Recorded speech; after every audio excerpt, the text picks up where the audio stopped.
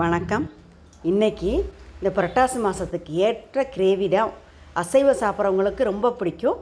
வாங்க வீடியோக்குள்ளே போய் எப்படி பண்ணலான்னு பார்த்துட்டு வந்துடுவோம். பாருங்கள், பார்க்குற போது எப்படி இருக்குது.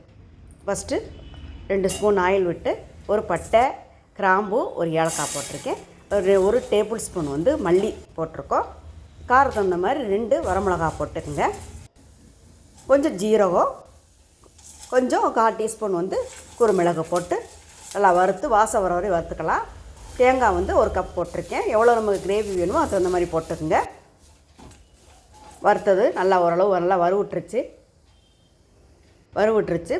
இப்போ அதை எடுத்து கொட்டி வச்சுட்டு திருப்பி 1 டேபிள் ஸ்பூன் ஆயில் விட்டு பட்டை கிராம்பு போட்டிருக்கேன். 1 கப்பு சின்ன பெரிய வெங்காயத்தை பொடி பொடியாக கட் பண்ணி வச்சுருக்கேன். அதை போட்டுக்கலாம். போட்டு நல்லா வதக்கிக்கலாம். 1 தக்காளி கட் பண்ணி வச்சுருக்கேன். அதை போட்டு நல்லா வதக்கிக்கலாம். இந்த புரட்டாசி மாதம் நமக்கு சாப்பிட முடியலையே அசைவம் நினைக்க வேண்டாம், இந்த மாதிரி செஞ்சு பாருங்கள். பட்டையை கலப்பும், வேறு லெவலில் இருக்கும்.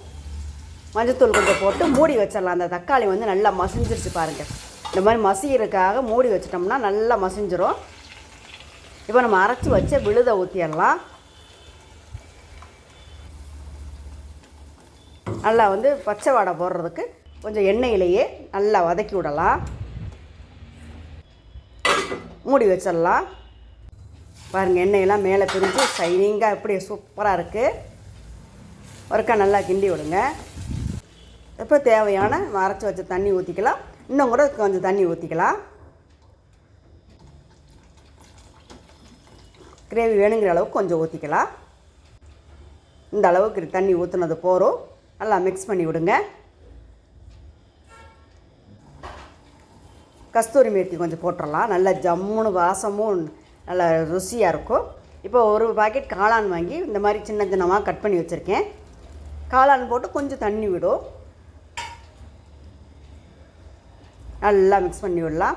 புரட்டாசி மாதம் சனிக்கிழமையாக இருக்குது, ஞாயிற்றுக்கிழமையாக இருக்குது, சாப்பிட முடியலன்னு நினைக்கிறவங்க இந்த மாதிரி இது வாங்கி செஞ்சு பாருங்கள் ஒரு முறை. பாருங்கள், எண்ணெயெல்லாம் மேலே எவ்வளோ சூப்பராக இருக்குது. ஒருக்கா கிண்டி விடலாம். பார்க்குற போதே சூப்பராக இருக்குது.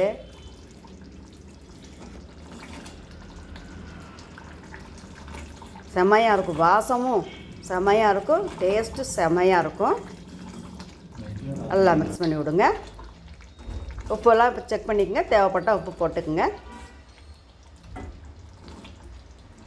சாதத்தில் ஊற்றி கூட பிசைஞ்சு சாப்பிட்லாம். சப்பாத்திக்கு அருமையாக இருக்கும். பூரிக்கு, நான் எல்லாத்துக்குமே வெரைட்டி ரைஸுக்கு கூட, குஸ்கா கூட நம்ம சாப்பிட்லாம்.